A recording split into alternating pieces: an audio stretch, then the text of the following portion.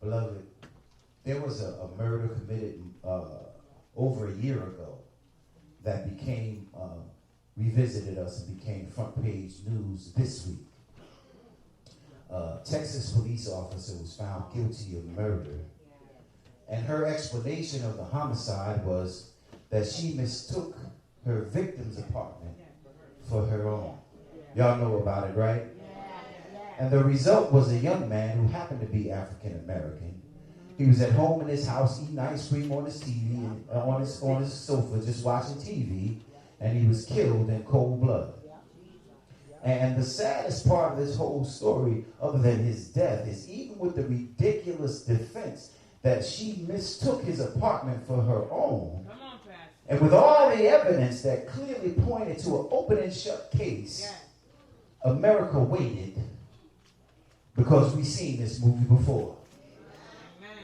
This was no isolated event.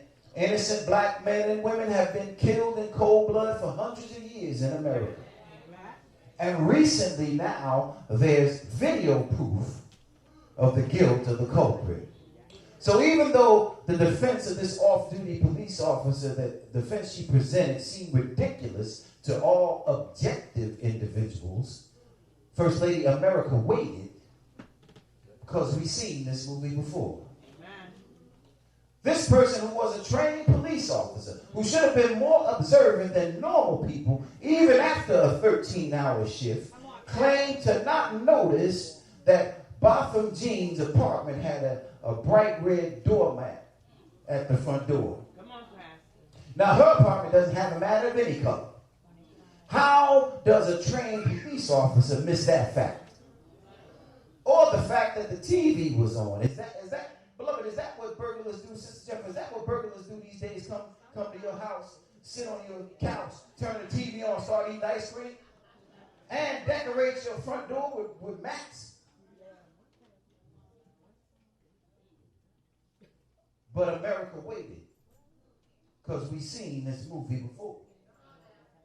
And despite her testimony changing and the facts proving that her initial sworn testimony and statement was a lie, and despite the fact that she was trained in CPR and emergency response, this officer performed no life-saving exercises on Botham Jean. Even after she realized her mistake, she took no emergency measures, Sister Treasure, to save his life. America waited because we've seen this movie before. In a bizarre and evidently desperate legal move, the culprit attempted to use the castle defense. Y'all know what that is? That's the Texas version of stand your ground. But the question is, how can you claim to be defending your castle while you're in the home of the victim?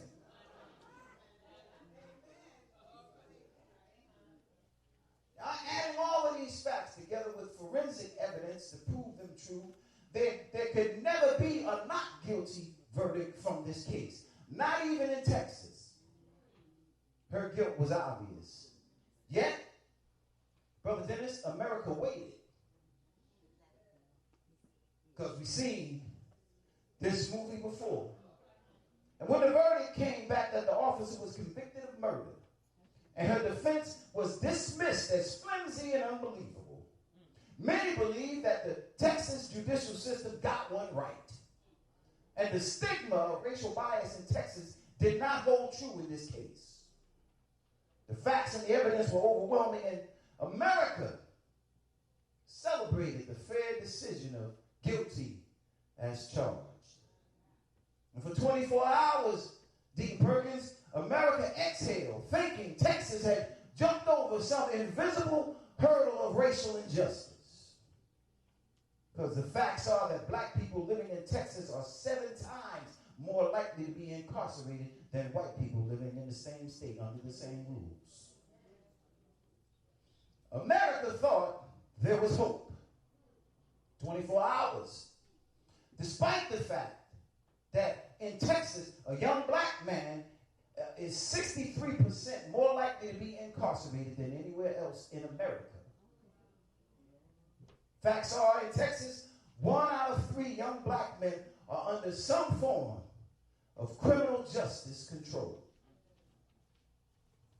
And America forgot those systematic racist facts for 24 hours. Then the sentencing came.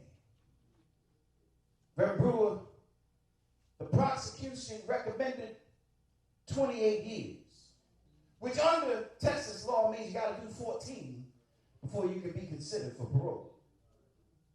Dean Bailey, the jury heard the final testimony and decided that 10 years was a sufficient penalty for cold-blooded murder.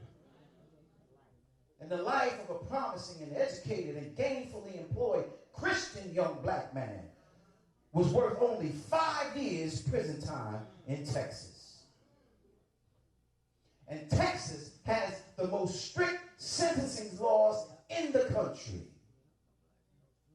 Texas, where another black man by the name of Larry Davies, if you don't believe me, look it up, Google it, got 70 years for stealing a tuna fish sandwich.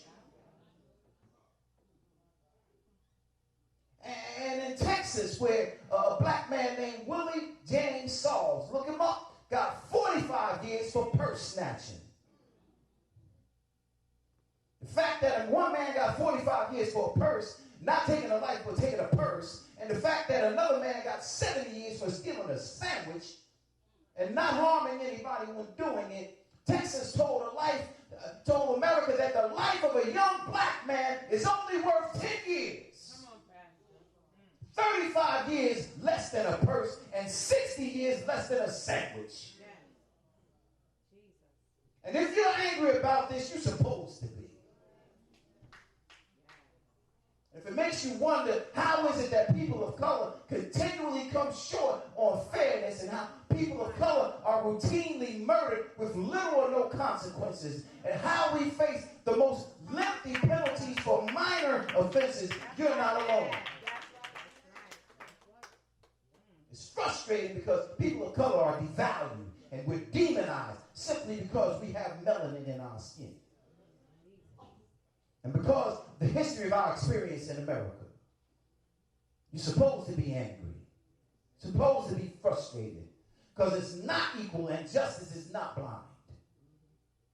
And although the Constitution says that we're created equal, Brother Matthew, we're not treated as equal. Not financially, not socially, or when it comes to dignity and respect. It's the normal response. It's the normal response, Dr. Stevenson, to be upset. To see the problems in America as black and white. You can't argue with facts. And the facts say people of color get more time for lesser crimes. And crimes against people of color are improperly prosecuted. And beloved, the system is threatened by our progress. While President Barack Obama gave young people hope that no matter who you are, you're capable of great things and you won't be held back because of your heritage, the fear of people of color is real. And we have to navigate through a world where our skin color is considered a weapon. And in some cases, just living is considered worthy of death. We can't even barbecue.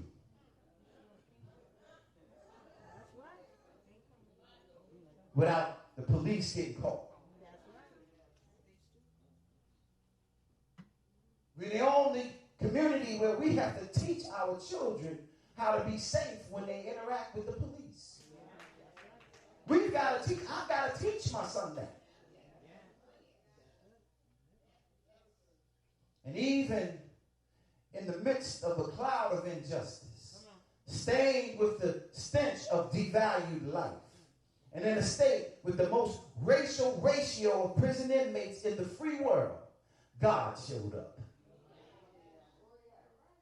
God overtook the obvious, and God's love took the witness stand and declared in front of the media, which routinely characterizes people of color in a negative light. God's love stood in the moment where the personification of marginalization made its way into the national spotlight. love stood where there were pens and cameras and news stations ready to pounce on a story of hate.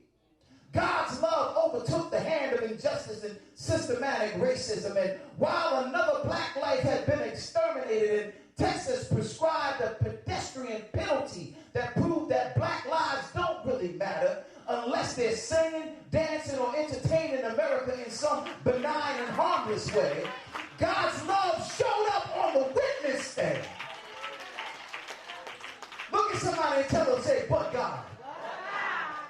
How many know that God can change the narrative of any conversation or proceeding? How many know that God is omnipotent and able to redirect the thoughts of the oppressor, even the oppressed if he so desires? Even as now we in our hearts and mind consider the sentence too lenient and a slap in the face of the family of the deceased, we don't see any bitterness from the family. No bitterness toward the person that caused them so much pain. Instead, we see a proud family of Christians practicing what the Bible teaches, forgiving the author of their pain, forgiving the person who permanently altered the course of their family history, forgiving the one person who brought all the hurt and devastation on their family. God changed the narrative. Instead of the focus being on the injustice of man, the focus now is on the love of Jesus. It was God who showed up and shifted the atmosphere. More than protest, more than looting or marching, God's love changes hearts and minds. They had riot police waiting outside of the courtroom, cameras, because they expected black people to go crazy. But God showed up. Hallelujah. How many know today that just when you need him most, he'll step into your life. He'll come into your situation. He'll change your circumstance. Just when you need him most. Instead of black people leaving that courtroom ready to loot, ready to destroy